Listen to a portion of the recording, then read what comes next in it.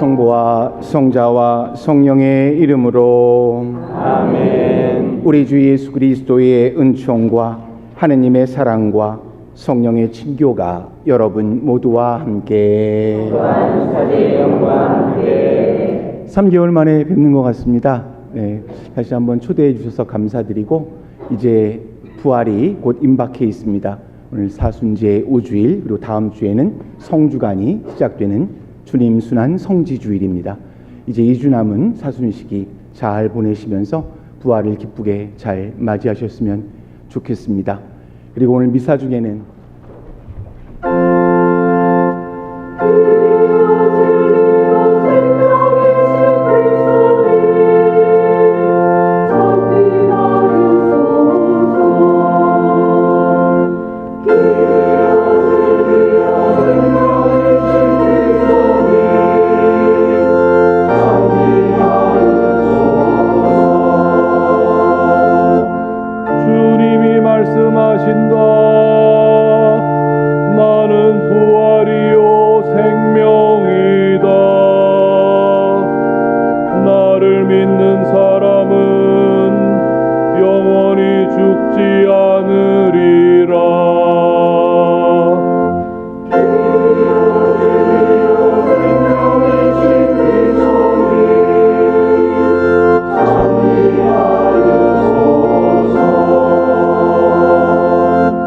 주님께서 여러분과 함께 요한이 전한 거룩한 복음입니다. 주님 영광 받으소서. 그때 마리아와 그 언니 마르타가 예수님께 사람을 보내어 주님께서 사랑하시는 이가 병을 앓고 있습니다 하고 말하였다. 예수님께서 그 말을 듣고 이르셨다. 그 병은 죽을 병이 아니라 오히려 하느님의 영광을 위한 것이다. 그 병으로 말미암아 하느님의 아들이 영광스럽게 될 것이다. 예수님께서는 마르타와 그 여동생과 라자로를 사랑하셨다. 그러나 라자로가 병을 앓고 있다는 말을 들으시고도 계시던 곳에 이틀을 더 머무르셨다. 예수님께서는 그런 뒤에야 제자들에게 다시 유다로 가자 하고 말씀하셨다. 예수께서 가서 보시니 라자로가 무덤에 묻힌 지 벌써 나흘이나 지나 있었다. 마르타는 예수님께서 오신다는 말을 듣고 그분을 맞으러 나가고 마리아는 그냥 집에 앉아 있었다. 마르타가 예수님께 말하였다. 주님께서 여기에 계셨더라면 제 오빠가 죽지 않았을 것입니다. 그러나 하느님께서는 주님께서 청하시는 것은 무엇이나 들어주신다는 것을 저는 지금도 알고 있습니다. 예수님께서 마르타에게 내 오빠는 다시 살아날 것이다 하시니 마르타가 마지막 날 부활 때에 오빠도 다시 살아나리라는 것을 알고 있습니다 하였다. 그러자 예수님께서 그에게 이르셨다. 나는 부활이요 생명이다. 나를 믿는 사람은 죽더라도 살고 또 살아서 나를 믿는 모든 사람은 영원히 죽지 않을 것이다. 너는 이것을 믿느냐? 마르타가 대답하였다. 예, 주님. 저는 주님께서 이 세상에 오시기로 되어 있는 메시아이시며 하느님의 아드님이심을 믿습니다. 예수님께서는 마음이 북받치시고 산란해지셨다. 예수님께서 그를 어디에 묻었느냐 하고 물으시니 그들이 주님 와서 보십시오 하고 대답하였다. 예수님께서는 눈물을 흘리셨다. 그러자 유다인들이 보시오 저분이 나자로를 얼마나 사랑하셨는지 하고 말하였다. 그러나 그들 가운데 몇몇은 눈먼 사람의 눈을 뜨게 해주신 저분이 이 사람을 죽지 않게 해주실 수는 없었는가 하였다. 예수님께서는 다시 속이 북받치시어 무덤으로 가셨다. 무덤은 동굴인데 그 입구에 돌이 놓여 있었다. 예수님께서 돌을 치워라 하시니 죽은 이들의 누이 마르타가 주님, 죽은 지 나흘이나 되어 벌써 냄새가 납니다 하였다. 예수님께서 마르타에게 말씀하셨다. 네가 믿으면 하느님의 영광을 보리라고 내가 말하지 않았느냐. 그러자 사람들이 돌을 치웠다. 예수님께서는 하늘을 우러러보시며 말씀하셨다. 아버지, 제 말씀을 들어주셨으니 아버지께 감사드립니다. 아버지께서 언제나 제 말씀을 들어주신다는 것을 저는 알고 있습니다. 그러나 이렇게 말씀드린 것은 여기 둘러선 군중이 아버지께서 저를 보내셨다는 것을 믿게 하시려는 것입니다. 예수님께서는 이렇게 말씀하시고 나서 큰 소리로 외치셨다. 라자로야, 이리 나와라. 그러자 죽었던 이가 손과 발은 천으로 감기고 얼굴은 수건으로 감싸인 채 나왔다. 예수님께서 사람들에게 그를 풀어주어 걸어가게 하여라 하고 말씀하셨다.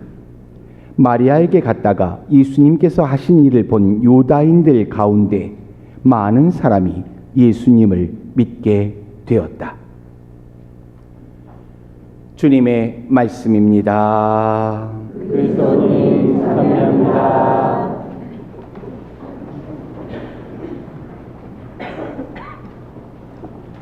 참 예수님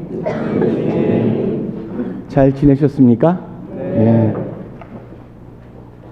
지난 제가 대림 3주 때 왔나요? 4주 때 왔나요? 그러니까 3개월 만에 온 것 같은데 그때 미사 오신 분들 한번 손 들어보세요. 지난번에 미사 오신 분들. 아, 반도 안 되네요? 천만 다행이네요. 그럼 저를 처음 보신 분들도 많이 계실 것 같습니다. 조금 아까 제가 고해성사를 한 30분 정도 드리고 제2방에 딱 들어갔더니 저는 아마 성인 복사단이 계시거나 초등학생들이 있는 줄 알았더니 이 여학생들 4명이 갑자기 떼거줄이 있어가지고 예, 살짝 겁이 나가지고 저는 초등학교 6학년쯤 된 줄 알고 초등학생 6학년이냐 그랬더니 중딩인데요. 그래서 중딩 된 지 뭐 한 달쯤 됐죠. 예, 그래서 또 반갑기도 하고 오늘 우선 특강하기 전에 강론 말씀 조금을 복음에 대해서 해설을 좀 드리도록 하겠습니다. 여러분들 사복음서에 보면 예수님께서 기적을 행하신 기적사화라는 것들이 등장을 하죠. 몇 번 정도 나오는 것 같습니까? 잘 기억하세요. 35번 정도 복음에서 예수님은 기적을 행하십니다. 그 중에 3번이 죽은 사람을 살리시는 내용은 딱 3번 등장을 해요. 언제 등장하는가 하면 카파르나움 들어보셨습니까? 개신교에서는 가버나움이라고 합니다. 카파르나움이 예수님의 제2의 선교 활동지, 제일 중요한 곳, 이곳이 바로 베드로의 고향이기도 합니다. 갈릴레아 호수 끝자락에 있는 곳이에요. 바로 호수가 붙어 있습니다. 카파르나움 아주 중요한 동네입니다. 여러분 기억해 두셔야 합니다. 이 카파르나움에서 예수님이 선교 활동을 가장 많이 하셨고 사도들도 뽑으시고 그리고 거기서 많은 기적도 행하십니다. 그 중에 회당장 야이로라고 들어보셨어요? 네, 회당장 야이로의 딸이 방금 죽었어요. 그래서 사람들이 와서 예수님을 모시러 가죠. 그러자 예수님 죽은 게 아니라 잠자고 있다 하고는 가셨어요. 그리고 탈리타 쿰, 소녀야 일어나라. 그러자 죽었던 소녀가 깨어납니다. 그래서 회당장 야이로의 딸을 살려주신 카파르나움에서 벌어진 첫 번째 기적이 있었고, 그 밑으로 조금 내려오면 나자렛에서 예수님 사셨잖아요. 거기서 한 5km 정도 떨어진 곳에 나인이라고 하는 동네가 있습니다. 예수님이 그 나인이라는 동네에 들어가셨을 때 상여가 지나가는 거예요. 그런데 외아들이 죽었습니다. 근데 그의 엄마가 과부예요. 그래서 예수님이 굉장히 측은하셨던 것 같아요. 여러분들 구약성경에서 그리고 복음에서 특히 구약성경에서 가난한 사람들이 3사람, 특별히 돌보아야 될 3사람이 있어요. 이방인, 그리고 과부, 어린이에요. 어린이들은 어른의 보호가 없으면 살 수가 없기 때문에 어린이들이 늘 약자라고 생각해서 성경에서는 그들을 늘 가난한 자, 지켜줘야 될 자. 그 다음엔 이방인들이에요. 남의 나라에 와서 몸붙여 사는 사람들, 그들을 환대해야 된다는 거예요. 그다음에 세 번째로 과부예요. 당시의 이스라엘은 다 마찬가지, 2000년 전 마찬가지였겠습니다만 남성이 없으면 그 당시 여성의 할 수 있는 사회적인 진출은 아무것도 없었기 때문에 남편이 죽는 순간 그 여자는 굶어 죽을 수도 있어요. 그래서 과부들이 굉장히 사회적인 약자였습니다. 그렇기 때문에 이 셋을 복음에서는, 그리고 성경에서는 가난한 사람이라고 불렀어요. 그런데 그 여자는 과부였고 더더군다나 하나밖에 없는 외아들이 죽었잖아요. 그래서 그 상여가 쫙 지나가고 있는데 예수님 너무나 가슴이 아프셨던 것 같아요. 그래서 젊은이여 일어나라. 그래서 그 젊은이를 살려주세요. 이게 두 번째. 그리고 오늘 마지막 세 번째 결정적인 장면이 오늘 라자로를 살려주시는 곳이에요. 이곳은 베타니아라고 하는 곳인데 여러분들 이 지명도 잘 기억해 주시면 좋습니다. 이 베타니아는 예루살렘에서 아주 가깝습니다. 한 5km 정도 돼요. 그러니까 여러분들 5km면 걸으시면 얼마 정도 걸려요? 1시간 10분? 그죠? 당시에는 산길, 구분길 이런 것도 있었으니까 길어야 한 1시간 40분에 2시간 정도 걸으면 예루살렘에 도착하는 곳이에요. 예수님께서 주로 이 갈릴레아 지방에서 선교하시고 기적을 행하시고 이러시다가 1년에 한 번씩은 제자들과 함께 반드시 과월절 축제가 됐던 오순절이 되었던 예루살렘 성지를 꼭 방문하셨죠. 예루살렘에 가시는 길에 반드시 들려야 되는 곳이 이 베타니아예요. 지나갈 수밖에 없어요. 그러다 보니까 그곳에 살고 있는 라자로, 마르타, 마리아라고 하는 이 삼남매와 굉장히 가까우셨던 것 같아요. 왜 가까워졌는지 모르겠어요. 그리고 이들도 예수님이 오시면, 제자들과 함께 오시면 그분들을 환대해주고 재워주고 먹을 것도 제공했던 것 같아요. 그래서 이 가족과 막역한 관계로 지내셨어요. 자, 그런데 그가 사랑하셨던 라자로가 죽은 거죠. 근데 예수님 이상하게도 이틀 동안 가지를 않으세요. 그리고 한참 후에 도착을 했더니 마르타와 마리아가 울면서 어떻게 당신께서 조금만 빨리 오셨더라도 오빠는 죽지 않았을 것입니다 라고 오늘 복음에서 얘기하고 있죠. 예수님께서 걱정하지 말아라 하고 자 어디에 묻었느냐 그러자 죽은 지 나흘이나 지났습니다. 냄새가 납니다. 여러분들 이스라엘은 매장 문화가 없습니다. 사막이고 광야이기 때문에 땅에다가 묻을 수가 없어요. 그 당시에도 그렇고 지금도 대부분 그렇긴 합니다만 그래서 옛날에는 이렇게 빈 동굴을 사서 거기다가 시신을 매장하고 동굴 입구를 이 바위로 크게 막아둡니다. 왜 그러냐면 짐승들이 들어가서 시신을 훼손할 수 있기 때문에 그래요. 자 그러자 돌을 치우거라 하고 돌을 치우시자 라자로야 나오너라 하고 그를 깨워주십니다. 그러자 죽었던 라자로가 염하고 막 칭칭 감아놨으니까 온통 묶여있는 라자로가 밖으로 걸어 나왔다는 거예요. 그래서 복음에 보면 예수님이 야이로의 딸 살려주신 12살 먹었던 소녀를 살려주시는 장면, 나인에서 과부의 아들을 살려주시는 장면, 그리고 라자로를 살려주시는 장면, 세 장면이 죽은 사람을 살리시는 모습이에요. 특히 오늘 이 라자로를 살리신 것은 이제 예수님이 예루살렘에서 마지막 겪으실 자신의 고통과 순환을 앞두고 신학적으로는 오늘 이 복음의 이해는 바로 라자로가 살아난 것처럼 당신의 부활에 대한 예표이기도 합니다. 자, 근데 여기서 한 가지 우리가 주목해야 할 게 있어요. 우리의 기도의 응답과도 비슷한 부분이 있습니다. 이 가서 살리실 때 소녀에게도 탈리타쿰, 소녀야 일어나라. 그리고 나인의 그 과부의 아들에게도 젊은이여 일어나라. 그리고 오늘 라자로에게도 라자로야 나오너라. 이렇게 말씀하시잖아요. 자, 여러분 잘 들으세요. 우리가 가끔 나에겐 왜 이렇게 매번 불행만 다가올까? 나에게 왜 힘겨운 일이 겹쳐서 다가올까? 내 기도에는 왜 하느님이 응답해 주시지 않을까? 이런 것에 대해서 우리 의문 갈 때가 참 많죠. 여러분들 기적은 언제 일어나는가 하면 한 사람이 일방적으로 준다고 기적이 일어나지 않아요. 하느님의 은총이 우리에게 일방적으로 내린다고 해서 그것이 결과가 이루어지지 않아요. 내 의지와 내 노력이 없으면 아무 소용이 없어요. 여러분 예수님이 그 소녀에게도 소녀야 일어나라. 젊은이여 일어나라. 그 다음에 바위를 열고 나자로야 나오너라. 거기까지는 예수님이 기적의 힘으로 말씀하실 수 있지만 일어나야 하는 사람, 걸어 나와야 하는 사람은 누구예요? 당사자예요. 거기까지는 하느님도 예수님도 해주실 수가 없는 거예요. 일어서서 걸어 나올 때만, 그때 예수님과 만날 때만 기적이 일어나는 거예요. 여러분들, 내가 아무리 사랑해도 우리 자녀들에게 뒷바라지 해주고 공부시키고 뭐 돈 좀 주고 이렇게 할 수는 있어요. 하지만 여러분들 자식 대신에 군대 갈 수 있습니까? 아무리 사랑해도 자녀 대신에 시험 봐줄 수 있습니까? 자녀 대신 결혼해 줄 수 있습니까?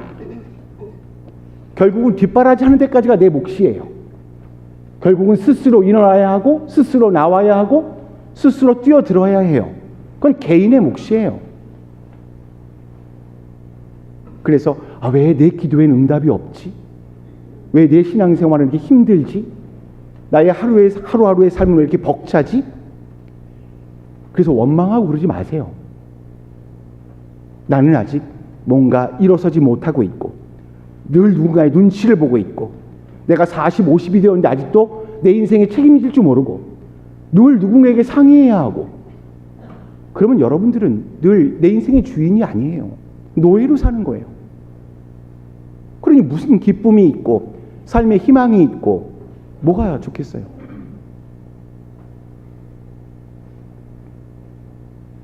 죽은 사람이 살아난 것일 수도 있지만 이제 그 사람은 예수님을 만나서 새로운 인생을 살아간다는 의미도 거기에 담겨져 있는 거예요.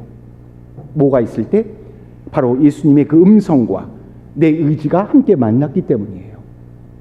이 사순 시기는 어떻게 보면 그런 의미에서 여러분들이 다시 깨어나는 시기, 내 스스로 결정하고 책임질 수 있는 나 스스로를 확립하는 시기이기도 합니다. 자, 이제 본격적으로. 자, 여러분들, 우리가 몰라서 못하는 것은 별로 없습니다. 알면서도 안 하거나 애써 외면하는 일이 참 많습니다. 여러분들 그 천령 성취를 언제 받죠? 10살 때. 초등학교 3학년이 되면 우리는 천령 성취라는 걸 줍니다. 왜냐하면 태어났을 때 내 의지와 상관없이 조부모나 부모님이 신자였던 상태에서 나는 애기였기 때문에 잘 모르잖아요. 유아 세례를 받아요. 그러니까 이 아이는 그냥 신앙을 어른들을 통해서 전수는 받았지만 아직 잘 교리를 잘 모르잖아요. 이제 초등학교 3학년이 되면 이제 인지 능력이 어느 정도 생겼다고 해서 첫 영성체를 하면서 성체가 그리스도의 몸임을 확실하게 모르겠지만 그래도 이게 얼마나 소중한 것이고 귀중한 것이고 중요한 것인지를 첫 영성체 교리를 통해서 알려주는 거예요. 그래서 이걸 뭐라 그러냐면 예전에는 보례라고 들어보셨어요? 보례. 보충 세례의 준말입니다. 그래서 첫 영성체를 통해서 이제 그 아이는 성체를 영하게 되죠. 우리가 20살 정도 넘으면 이 세상에 몰라서 못하는 건 별로 없는 것 같아요. 우리 신앙인도 마찬가지입니다. 자, 예를 들어볼까요? 자, 주일미사. 여러분들 주일미사 빠지면 안 된다는 거, 주일을 거룩히 지내라는 거, 이거 몰라서 못하는 사람 없죠? 예? 근데 이상하게 안 된다고 얘기하죠? 예. 가끔 바빠서 빠지게 돼요. 여러분들 주일미사를 수차례 빠진 사람을 뭐라고 부릅니까? 냉담자, 냉담신자. 그죠? 자, 여러분들 웃을 거 하나도 없죠? 여러분들 집안에 수두룩하게 쌓여있죠? 예.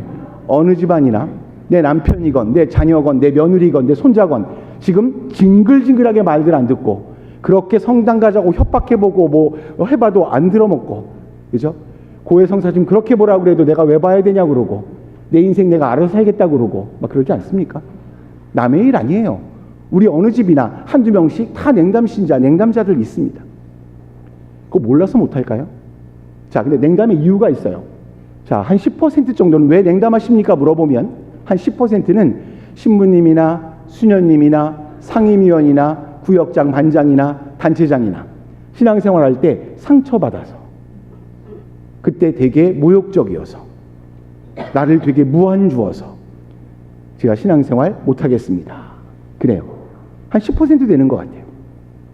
그리고 제일 두 번째는 바빠서라는 핑계가 있고, 그런데 한 50%는 이유가 없어요. 되게 재밌는 건 글쎄요, 어쩌다 보니 이렇게 됐네요. 2주가 4주가 되고 2달이 석 달이 되고 넉 달이 되고 1년 2년이 지나면 나도 모르게 그냥 그렇게 빠지게 되고 냉담신자가 돼요. 특별한 이유는 없어요. 자, 그런데 이제 여기에 우리가 대응하는 방법이 조금 달라요. 여러분들 개신교 신자들은 한 주, 두 주 빠지잖아요? 가만히 안 둬요. 예. 어디 아파? 무슨 일 있어? 다음 주에 내가 차 갖고 갈게.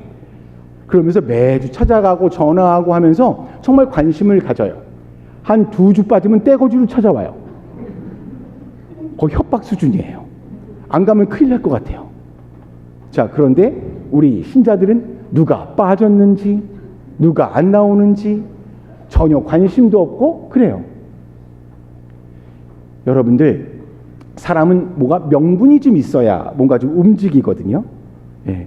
그래서 우리가 내가 아무리 해봐도 우리 냉담자들 참 어렵습니다. 뭐 가족은 좀 그럴 수 있지만 내 주변에, 내 옆집에 눈 좀 크게 뜨시고 바라보시면 우리 주변에 냉담하고 계신 분들 많아요. 그런데 특히 이렇게 부활이 다가오고 성탄이 다가오고 이럴 때 다시 한번 신앙생활 시작해 볼까? 이렇게 마음 먹고 계신 분들 많이 계세요. 여러분들이 그때 조금만 성당에 다시 한번 나갈까? 하고 초대해 주시면, 명분을 조금만 만들어 주시면 그들이 다시 한번 성당에서 신앙생활 하실 분들 굉장히 많습니다. 우리가 어떤 이유가 있어서 한 두 번, 세 번 명절 때 집에 안 내려갈 때 있죠. 부모님 안 뵈러 가는 거예요. 그러면 나중에 한 세 번쯤 안 가다 보면 이게 굉장히 죄송스럽고 미안하고 가기 쑥스럽고 어색해요. 친척들끼리 만나는 것도. 그럴 때 누군가가 전화라도 한 통해서 이번엔 꼭 올 거지? 보고 싶다고 그러시네. 나도 기다리고 있을게. 라고 좀 이렇게 명분을 제공해 주면 그래도 좀 갈만한데, 아무도 연락도 안 하고 눈에 쌍심 지키고 있으면 여러분들이 부담스러워서 가겠습니까? 이 주일 미사, 여러분들 우리 몰라서 빠지는 거 아니에요. 빠지면 바로 와서 성사 보시고 신앙생활 하면 되잖아요. 근데 이것이 정말 무서운 게 습관, 좋은 습관 들이는 것도 어렵지만 나쁜 습관은 쉽게 물들어 버립니다. 여러분들, 이 주일 미사는, 이 말씀의 전례는 뭘까요? 오늘 여러분들을 초대하신 예수님께서 오늘 초대하신 이유가 뭔지 그 메시지를 전달하는 게 말씀의 전례예요. 내가 너희들을 오늘 이런 이유로, 이런 목적으로 너희들을 초대했단다 하고 초대해 주신 이유를 밝히는 게 이 독서이고 복음 말씀이에요. 성찬의 전례, 여러분들 결혼식에 가시면 예식 끝나고 나면 뭐예요? 밥 먹잖아요. 똑같습니다. 성체 성사를 통해서 여기 와 계신 여러분들이 우리가 한 공동체의 형제자매임을 서로 확인하는 자리예요. 그래서 얼마나 소중하고 우리에게 중요한 주일 미사인데 바쁘다는 이유로, 별 이유도 없이 빠진다는 것은 내 영적인 것이에요. 여러분, 이건 의무라고 생각하면 족쇄일 수 있지만 여러분들의 중요한 권리입니다. 그래서 여러분들이 이 권리를 잘 행사하셨으면 좋겠다. 오늘 고해성사 여러분 저한테 한 15분 보신 것 같은데, 여러분들 고해성사 내용 중에 제일 많이 나오는 게 뭔지 아세요? 누구를 미워하고 있다는 거예요. 내 마음속에 미워하는 사람이 많습니다. 근데 그 미워하는 사람이 참 공교롭게도 1년에 한 번 정도 볼 사람이거나 평생 안 볼 사람이면 참 좋은데, 이 미워하는 대상이 도대체 누구예요? 내 배우자이고 내 자녀이고 내 직장 상사이고 거의 매일매일 만나야 되는 사람일 때가 참 많습니다. 내 마음속에 미움과 증오와 분노가 가득한데 그 사람들과 매일매일 대면해야 돼요. 나는 늘 매일매일 죄를 짓고 사는지도 모르겠어요. 그래서 고해성사가 굉장히 중요한데, 판공성사는 우리나라에만 있습니다. 1년에 2번 이렇게 우리는 판공이라고 하는 계기를 통해서 큰 추기를 함께 보내도록, 잘 지내도록 준비하는 거죠. 여러분들 내 칠순잔치, 팔순잔치가 있어요. 아니면 우리 자녀가 이번에 결혼해요. 그러면 여러분들 가만히 계세요? 그날 이발도 하고 미용실도 다녀오시고 마사지도 받고 뭔가 좀 준비하시잖아요. 그것처럼 이런 큰 추기를 준비하기 위해서 우리가 마음과 몸을 함께 준비하는 거예요. 그게 가장 중요한 게 고해성사예요. 근데 이 고해성사를 마치 또 고해성사 어떻게 보나. 그리고 고해성사 보다 보면 그런 것도 좀 있으신 것 같아요. 고해성사 보러 들어오시면 보통 한 2가지, 3가지 정도 고해하시잖아요. 근데 희한하게도 지난번 고해성사 때 봤던 내용이 반복되는 경우가 참 많죠. 네. 저도 가끔 물어봐요. 지난번에 보신 거 또 보는 거죠? 그럼 그렇다 그래요. 네. 어떤 분들은 그대로 클릭해서 갖고 와서 그대로 봐요. 왜 그럴까? 왜 그렇게 악습을 끊기가 어렵고 한 가지라도 좀 고치려고 노력하면 좋은데 왜 똑같은 고해를 우리는 매번 앵무새처럼 보고 있을까? 여러분들, 우리가 미사에 조금 일찍 오십시오 그러지 않습니까? 한 5분 10분 전에 여러분들 좀 오시면 좋습니다. 헐레벌떡 들어오시는 것보다 조금 일찍 오셔서 그날 독서와 복음은 뭔지, 나를 왜 초대해 주셨는지 한번 좀 읽어보시고, 그러면 참 좋지 않겠어요? 미사에 훨씬 더 깊숙이 지금 우리가 집중할 수 있습니다. 미사에 늦게 오다 보면 일단 눈치 보이잖아요. 들어와서 쫙 보면서 빈자리 어디 있는가 찾아야 되고, 예, 거기 앉아서 숨 좀 골라야 되고, 이러면 한참 지나가잖아요. 그리고 여러분들 미사를 시작하고 참회 예절이 있잖아요. 형제 여러분, 구원의 신비를 합당하게 거행하기 위해서 잠시 우리 죄를 반성합시다. 이게 참회 부분이거든요. 여러분들이 어중에 어떻게 해요? 생각과 말과 행위로 죄를 많이 지었습니다. 제 탓이요 하잖아요. 이 참회 때 소죄가 다 용서가 되는 거예요. 조그만 잘못한 것들은 이때 다 용서를 받고 시작하는 거예요. 그래서 고해성사 안 보셔도 돼요. 조그만 잘못들은. 그래서 여러분들 미사에 제발 늦지 말고 오십시오. 이 권리를 여러분들이 찾으셔야 된다. 이때까지 오셔서 꼭 참회절에 참여하시면 나의 소재가 없어져요. 고해성사 우리 1년에 2번은 봐야 됩니다. 이거 몰라서 못하시는 분들 없거든요. 알면서 외면하거나 알면서 안 하는 겁니다. 세 번째로 우리 기도도 마찬가지죠. 이거 뭐 교회법적으로 기도하십시오. 10계명의 기도를 열심히 바쳐라. 이건 없어요. 하지만 우리가 신앙생활하면서 기도를 좀 해야 된다는 거 모르는 사람이 어디 있습니까? 근데 여러분들 하루에 드라마 보시고 유튜브 시청하시는 건 얼마나 많이 봐요. 그 시간에 10분의 1만 기도하시면 좋을 텐데 우린 기도에 참 인색하죠. 그리고 물어보면 기도를 어떻게 하는지 잘 모르겠다고 그래요. 여러분들 공부 잘하는 아이들과 공부 못하는 아이들의 차이점은 딱 한 가지밖에 저는 없는 것 같아요. 공부 잘하는 아이들은 계획은 짧게 세우고 엉덩이 무겁게 한번 앉으면 집중력이 엄청나게 중요해요. 근데 공부 못하는 애들은요, 계획을 한 2박 3일씩 짜요. 그리고 한 10분 앉아있다가 냉장고 문을 한 10분씩 열어요. 왔다 갔다 하고 스마트폰 체크하고 메시지에 답신하고 또 냉장고 문 열고, 네, 책은 한 10분 보고 한 50분은 딴 생각해요. 그러니 5시간 6시간 앉아있으면 무슨 소용이 있겠어요. 여러분들 기도를 뭐 하루 종일 하루에 1시간 2시간 하라고 그럽니까? 네? 짧게 하더라도 정말 내 마음을 다해서 뭔가를 전달해 드릴 수 있고, 주의 기도 성모송 한 번씩만, 묵주기도 한 단만 바치더라도 내가 얼만큼 정성을 들여라 바치는 게 중요한 것이지. 그래서 여기서 한 가지, 여러분들 내가 혹시 본당에서 봉사하시는 분들, 특히 내가 기도 생활을 좀 열심히 하시고 계신다는 분들 조심하셔야 될 게 있어요. 우리가 가장 빠지기 쉬운 유혹이 뭐냐 하면 영적인 교만함이에요. 내가 신앙생활 좀 오래 했다고, 내가 지금 본당에서 봉사 좀 한다고, 내가 어디 뭐 성령 기도회도 다니고 아니면 레지오도 열심히 하고 뭔가 난 기도를 좀 열심히 하고 성체조배도 열심히 한다는 분들 계세요. 많아요. 굉장히 중요하고 고마운 거예요. 그런데 이것을 내가 자랑하는 무기로 쓰지 마세요.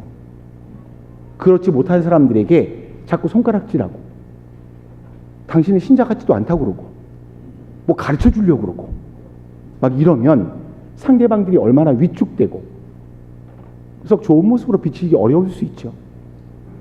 우리는 영적인 교만함에 빠지는 것을 굉장히 경계해야 합니다. 그 다음에 단식과 금육도 있죠. 뭐 단식이야 우리 2번만 지키면 제2수요일하고 성금요일 날, 근데 뭐 연세 드신 분들은 안 하셔도 됩니다. 뭐 이거 뭐 그렇다고 치고. 자, 금요일 날인데요. 여러분들 꼭 금요일 날 어쩔 수 없으면 드셔도 됩니다.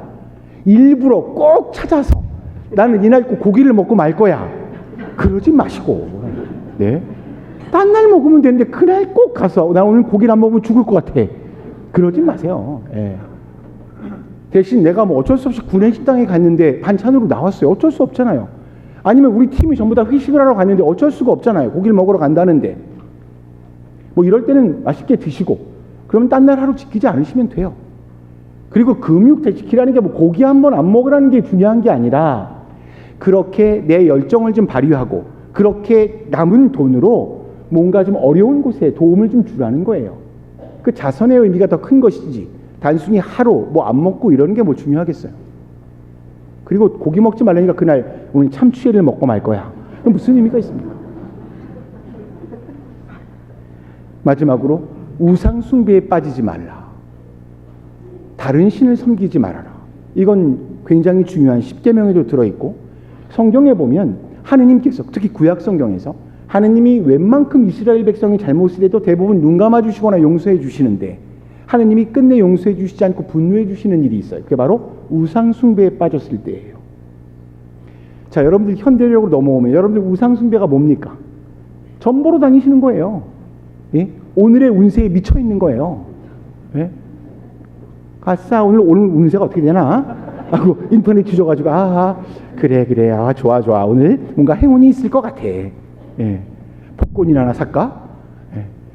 여러분들의 인생을 3만 원, 5만 원, 10만 원짜리 점쟁이에게 맡기지 마세요. 여러분들 가끔 그러면 어떤 분들은 미래가 좀 불안하잖아요. 궁금하잖아요. 한 달 후에 내가 어떻게 될지 좀 궁금하잖아요. 막 그래요. 여러분들 미래를 아는 게 행복할까요? 모르는 게 행복할까요? 맞아요. 여러분들 10년 후에 내가 어떻게 될지를 안다고 한번 상상해 보세요. 2달 후에 내 앞에 무슨 일이 벌어질지 안다고 한번 생각해 보세요. 여러분들 행복하시겠어요? 마침 좋은 일이 벌어진다는 미래가 보이면 뭐 행복할 수 있어. 그런데 그렇게만 할까요? 자, 10년 후에 내가 죽는다는 게 나왔어요. 보여요. 여러분들 그러면 하루하루가 어머 10년이나 남았어 아직도? 이렇게 좋으실 것 같으세요? 아니에요. 뭐 지금 80쯤 되신 분 같으면 뭐 그럴 수도 있어. 그런데 아직 젊은 사람들이 어떻게 10년 후에 얘가 죽는다 그러면 하루하루가 소중하기도 하겠지만 얼마나 불안하겠어요. 살 수 있으시겠어요? 2달 후에 여러분들 부모님이 돌아가시는 게 눈에 보이면 여러분들 하루하루가 행복할 수 있겠어요? 아니라니까. 오히려 우리는 내일을 몰라서 당장 오후에 나에게 무슨 일이 생길지 모른다는 게 내가 하루하루를 열심히 살 수 있는 중요한 동기가 돼요. 그래서 기도하게 되는 것이고 내가 겸손하게 살 수 있는 거예요. 그게 인간의 한계성이고 굉장히 중요한 일이에요. 그래서 여러분들 점 보러 가면 좋은 얘기 해줄 때도 있지만 큰일 났네. 뭐가 애군이 꼈네. 그럼 여러분 어떻게 하세요? 그럼 어떻게 하면 됩니까? 구수라든지 부적을 써야지. 그럼 얼마짜리를 써야 될까요? 자, 여러분들 그래서 부적 가지고 집에 와서 어떤 분들은 성경책 갈피 껴놓는 사람도 있대. 잘도 좋겠어요. 아주 그냥. 예? 성경책 사이에 부적 다 껴놓으면. 자, 여러분들 그래서 인생이 피고 문제가 해결된다면 이 세상에 불행할 사람이 어디 있냐고요. 예? 그 하찮은 점쟁이들에게 그 돈 있으면 신축금 내라니까. 예? 헌금도 하라니까. 제발 좀 그렇게 하찮은 것에 내 인생을 걸고 그 미래를 알아서 뭐 하냐니까요. 예? 얼마나 더 불행해지는데, 얼마나 내 삶의 하루하루가 숨막히는데. 여러분 이거 5가지 말씀드렸는데 몰라서 못하는 거 아니잖아요. 주일 미사, 고해 성사, 기도, 금육과 단식, 우상 숭배하지 말아라. 이거 몰라서 못하시는 거 아니에요. 이거 알면서 안 하거나 애써 외면하는 거예요.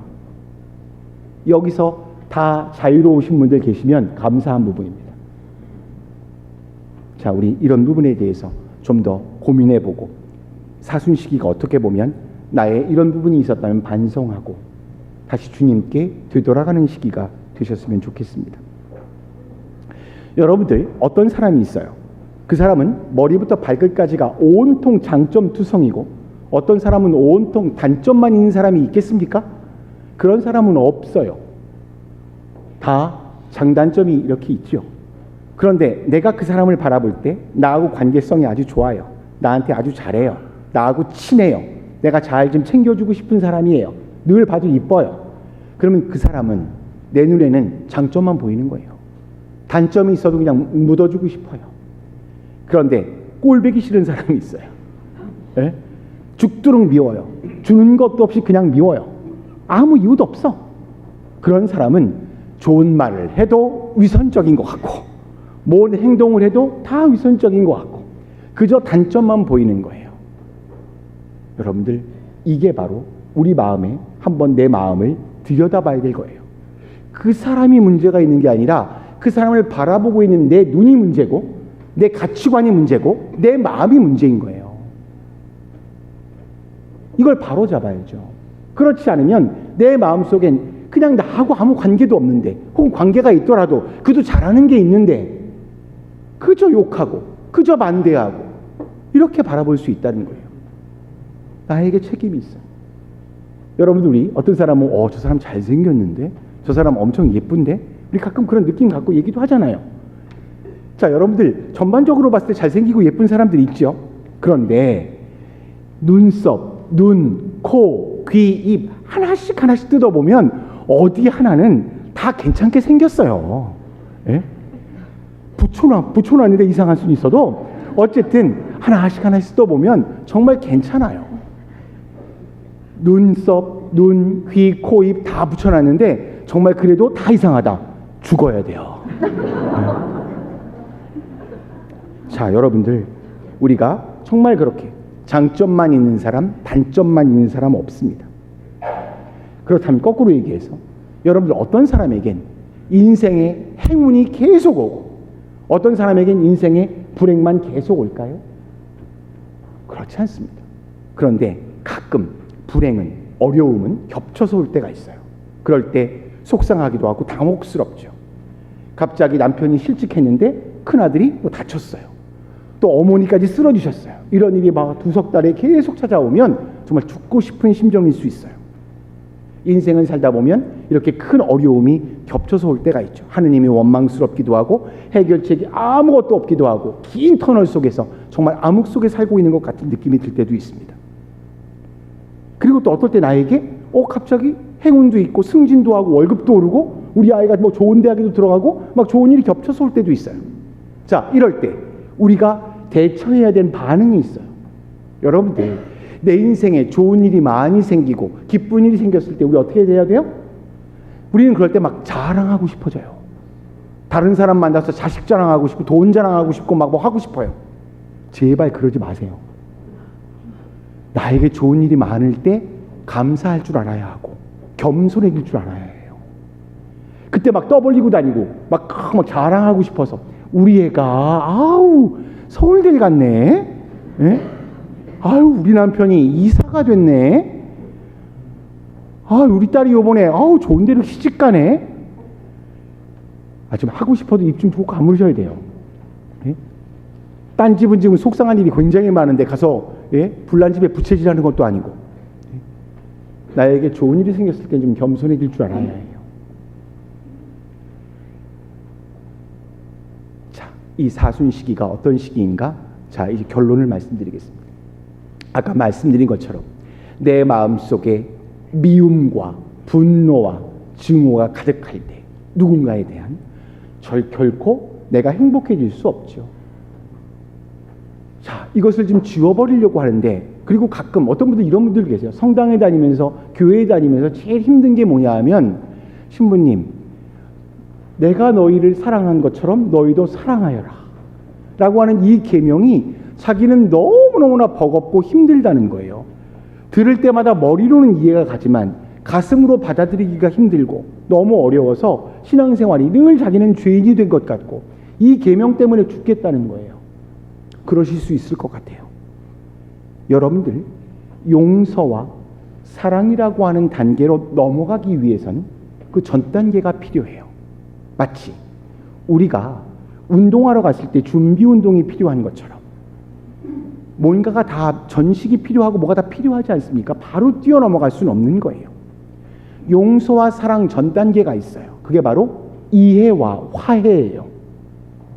이해와 화해의 시간이 먼저 필요하고 그 다음 그게 된 다음에 용서와 사랑이라고 하는 씨앗을 심어야 돼요. 또 시간이 지나서 열매를 맺도록 내가 잘 보살펴야 돼요. 그런데 이게 바로 사랑하고 바로 용서하려고 하니까 자꾸 걸리죠. 너무 버겁죠. 어려울 수 있습니다. 그런데 이렇게 생각해 보시면 좋을 것 같아요. 내 마음속에 정말 미운 사람이, 정말 만나고 싶지 않은 사람이 한 10명 정도 자리하고 있으면 여러분들의 인생도 행복하시겠습니까? 그럴 수 없어요.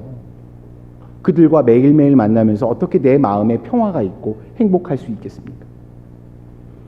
1981년 5월 달에 264대 교황이셨던 교황 요한 바오로 2세가 계셨습니다. 그분이 이제 여러분들 가끔 뉴스 같은 거 보시면 로마 바티칸 광장에서 교황님이 저 발코니에서 12시가 되시면 창문이 딱 열리고 강복을 주시면서 3종 기도를 하십니다. 그리고 한 2, 3분 정도 알로쿠시오를 하세요. 그리고 가끔은 일반 아련 때문에 밖에 내려오셔서 방탄차를 타고 쭉 한 바퀴 도시면서 강복을 주시거든요. 1981년도에 이 교황 요한 바오로 2세가 총에 맞으신 사건이 있었습니다. 기억하시는 분들 계실 겁니다. 고령의 나이였는데 총에 맞으셔서 그 자리에 쓰러지셨어요. 병원에 가서 12시간 정도에 걸리는 엄청난 대수술을 받으셨습니다. 마침 급소는 비껴가서 생명을 유지할 수 있으셨어요. 자, 그분께서 깨어나시자 옆에 있는 이제 추기경과 문신yor에게 자, 누가 나에게 총구를 겨눴습니까? 하고 물어보셨습니다. 그러자 네, 무슬림, 이슬람 청년, 튀르키예 청년인 알리 아그자라고 하는 청년이 교황님께 총을 겨눴습니다. 그럼 그 사람은 지금 어디 있습니까? 네, 지금 구치소에 수감돼 있어서 재판을 받게 될 겁니다. 그러자 교황님이 그래요. 이 벌은 받아야 하겠지만 그에게 너무 심한 벌은 주지 않았으면 좋겠다고 전해주셨으면 좋겠습니다. 이런 말을 남기셨어요. 그리고 고령의 나이에 총을 맞으셨기 때문에 한 6개월 정도 그분의 많은 일정이 취소가 됐습니다. 그리고 이제 병을 회복하시는데 시간을 좀 쏟고 그 간단한 회의 정도만 진행하신 걸로 알고 있습니다. 자, 그렇게 한 1년이 지났습니다. 그리고 대림 시기가 다가왔을 때 이 교황 바오로 2세가 어느 정도 본인의 건강이 회복되시자 이 알리아그자를 만나러 교도소로 가셨습니다. 그러자 이탈리아의 방송이 전부 다 엄청나게 많이 굉장히 중요한 이슈 뉴스거리가 될 만하잖아요. 자기를 총에 쏜 교황이 이 청년을 만나서 무슨 말을 할지 굉장히 호기심이 생겼잖아요. 그래서 모든 방송이 다 쫓아갔습니다.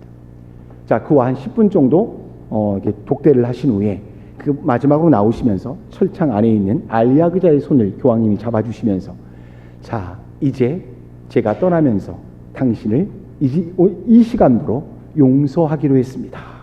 대신 단 조건이 있습니다. 언젠가 당신이 출소하게 되면 죽을 때까지 절대 손에 총을 쥐지 마십시오. 남을 향해서 총구를 겨누지 마십시오. 그 조건으로 나는 당신을 용서합니다. 라고 하고 나오셨어요. 그러자 기자들이 벌떼처럼 몰려들었습니다. 궁금한 거예요. 어떤 기자가 딱 물어봤습니다. 교황님, 당신이 교황이기 때문에 그를 용서한 겁니까? 아니면 진정으로 용서하신 겁니까? 궁금할 수 있죠. 일반 사람들에게는.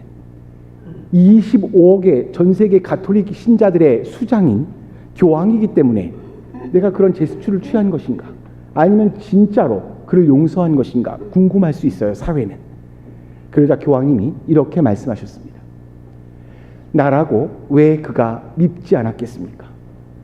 수술이 끝나고 의식을 회복했던 순간부터 지금도 내 이 몸에 가슴에 나 있는 그 총구 흉터를 바라볼 때마다 나는 너무너무나 아프고 아직도 힘들고 그를 용서하기 쉽지 않았습니다. 그런데 그를 용서하지 못하고 있다 보니 내 마음이 늘 지옥이었고 난 늘 행복하지 못했고 자유롭지 못했습니다.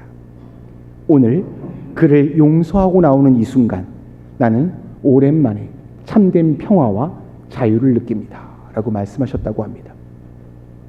해답은 여기 있는 게 아닌가 싶습니다. 내가 그를 이해해 보려고 노력하는 것, 내가 그와 화해하려고 노력해야 되는 중요한 이유는, 그리고 언젠가는 용서와 사랑의 씨앗을 심어야 하는 중요한 이유는 별게 없습니다. 결국 내가 평화를 얻고 내가 자유로워지기 위해서입니다. 하느님께 영광을 드리고 교회에서 가르치기 때문이 아니에요. 더 중요한 것은 궁극적으로 내가 더 행복해지고 그리고 내 마음 안에 참된 자유가 깃들기 위해서는 그런 나에게 분노를 일으키고 내가 이해할 수 없는 사람들을 조금씩 지워나가는 연습과 노력이 필요한 게 아닌가 싶습니다. 그래야만 우리들은 참된 신앙인 그리고 기쁨과 자유를 느끼는 신앙인으로 살 수 있을지 모릅니다. 마지막으로 여러분들에게 뭐 숙제 아니면 뭐 한 10분 정도면 가능하니까 오늘 당장 오늘 가셔서 오후에 아니면 이번 주 안에 요한복음 13장을 한번 꼭 읽으시기 바랍니다. 한 13분 정도, 10분 정도면 다 읽으실 거예요. 이 부분이 사순시기 때 우리가 꼭 한번 묵상하고 읽어야 할 중요한 대목이에요. 이게 뭐냐 하면 예수님께서 제자들의 발을 닦아주시는 장면, 그리고 유다의 배반을 예고하시는 장면, 그리고 마지막으로 사랑의 계명을 주시는 장면, 이 세 단락이 요한복음 13장이에요. 왜 이 부분이 중요한가? 바로 여기도 이해와 용서에 대한 부분이 나오기 때문이에요. 여러분들 이 세상 살아가면서 제일 우리가 속상한 게 뭔지 아세요? 뭐냐면 내가 누군가에게 배신당했을 때예요. 그것도 가까운 사람에게, 내 남편에게, 내 아내에게, 내 자식에게, 우리 형제에게 사기당하고, 그 다음엔 또 뭐 직장에 가장 믿었던 후배에게, 동기에게 갑자기 내 등에 칼을 딱 꼽아요. 철석같이 믿었는데 내 뒷담화를 막 하고 다녀요. 내 험담을 하고 다녀서 내가 정말 나쁜 사람이 되어 있어요. 그 사람이 모르는 사람도 나하고 관계가 없는 사람도 아니에요. 그럴 때 우리들은 충격을 받습니다. 배신당한다는 게 이 세상 살아가면서 제일 속상한 일 중에 하나예요. 그리고 그 상처는 되게 오래 가요. 잘 아물지 않습니다.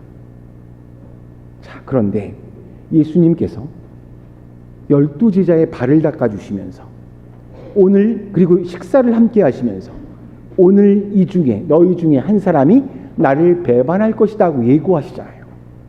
예수님, 유다가 자신이 뽑은 사람이에요. 근데 그가 입맞춤하면서 자기를 지금 팔아먹을 것을 알고 있어요. 여러분들 그런 사람하고 밥 먹고 싶으세요? 그 사람 발 닦아줄 수 있어요? 예수님 그때 왜 그러셨을까요? 제발 멈추기를 바라는 마음으로. 내가 너에게 이렇게 사인을 마지막으로 주니까 제발 그러지 말라고. 근데 유다는 자기가 너무 괴로워서 목매달아 죽잖아요. 뻔히 예수님 보시고 안 거예요. 네가 나를 배신하고 괴로워서 죽을 거야. 그러니까 그러지 마 하고 예수님 그때 그 모습 보여주시는 거예요.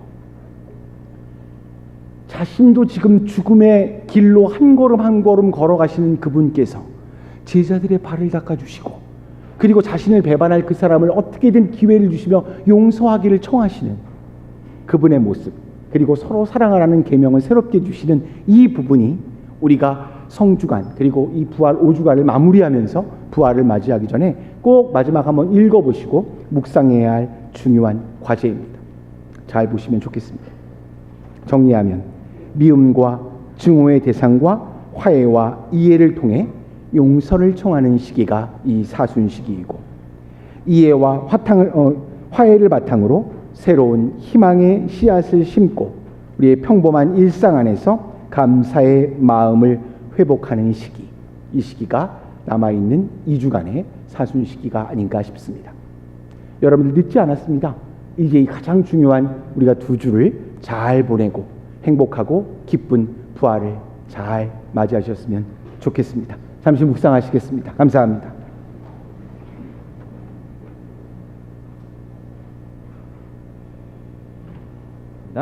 예, 모두 일어나세요.